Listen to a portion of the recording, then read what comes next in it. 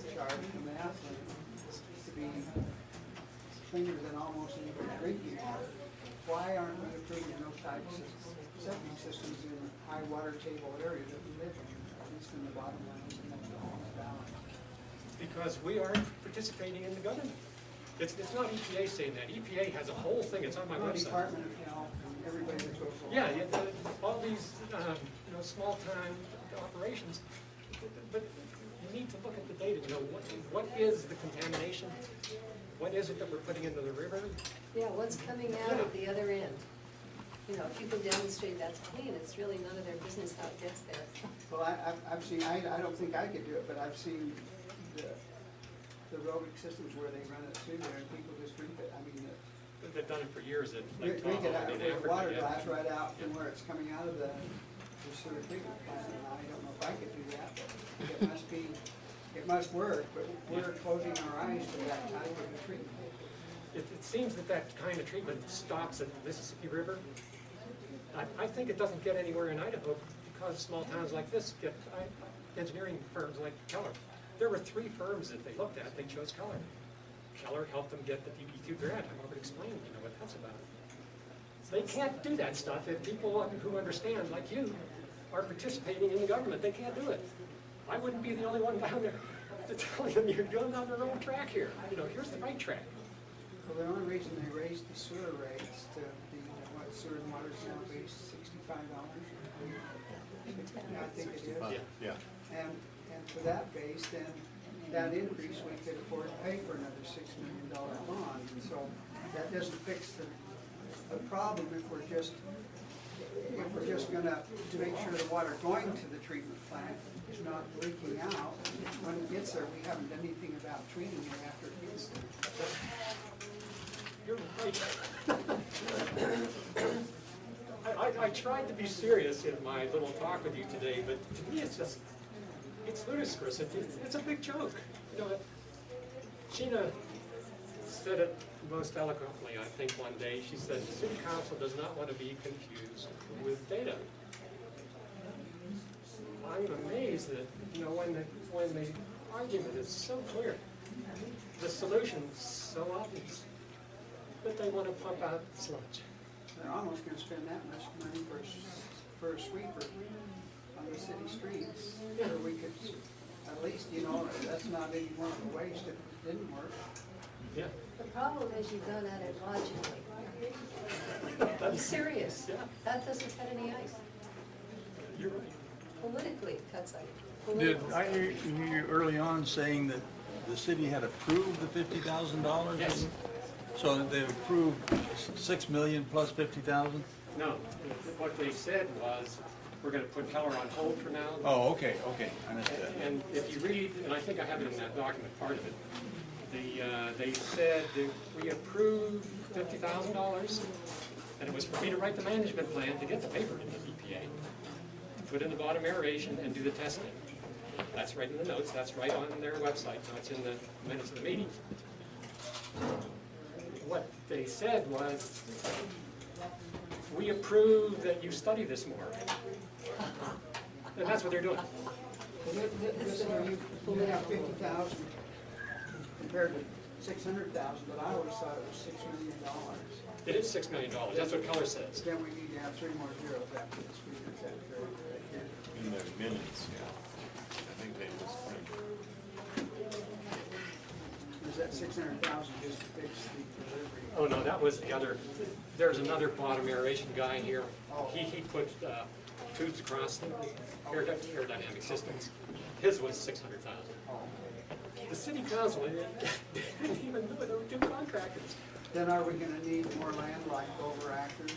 If you put the oxygen pumps in there, can we just still continue discharging the river? If we discharge in the river, we at least be, with the aeration in there, the aerobic aeration, we would be meeting the specs.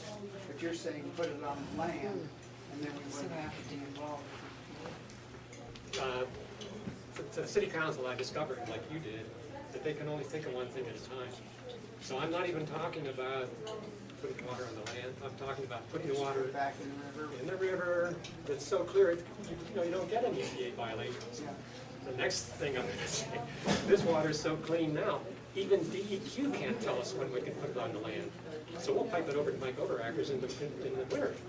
You know, put it in something because it's cleaner than the river. It will be that way.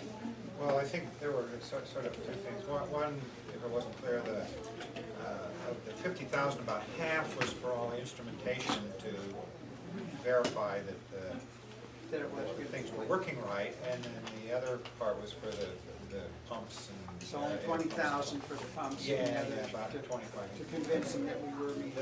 That everything worked. So if you took all these measurements and then put the stuff in and then showed that everything was doing what it was supposed to, then the sort of down the road idea of utilizing the effluent instead of river water during the summer irrigation with it, there's another advantage that once this is treated, it has already in it basically nutrients, plant Nitrogen, nutrients, phosphorus particularly. phosphates and nitrogen.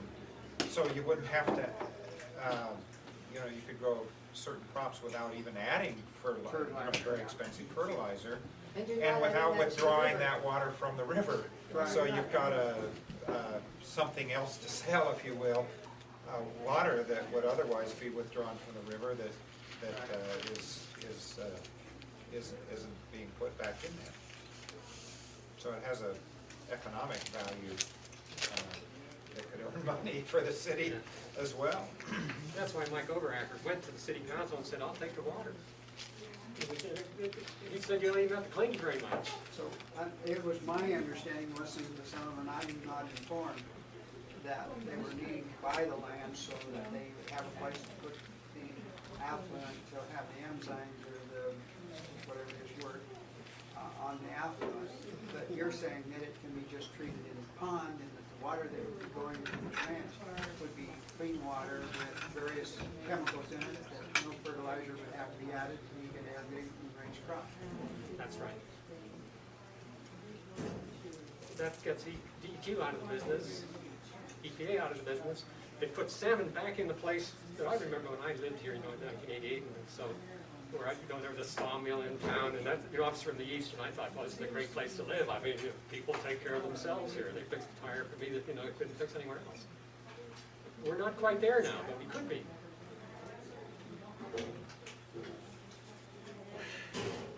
Sounds good. Yeah. Talk to those guys on the council, tell them to move this forward. Have you talked to the council, Fred? I haven't, no. See, I think what, they need to have more than, you know, I can't go talk to the councils, I don't know what the hell I'm talking about. But somebody else with credentials could go and talk to the council, maybe they can get some of these things through to them.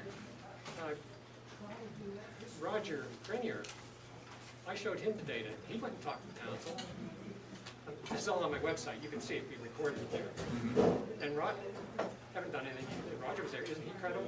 I mean, he at least tested, you know, for the military. He couldn't get it done.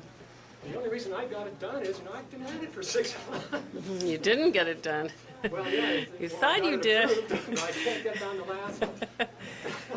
That's where I need some help now, and you could help there, because you could say, well, look, and I'll spend whatever time it takes, you know, for you to understand it as much as I do. I mean, I don't understand very much about it. There isn't very much to understand.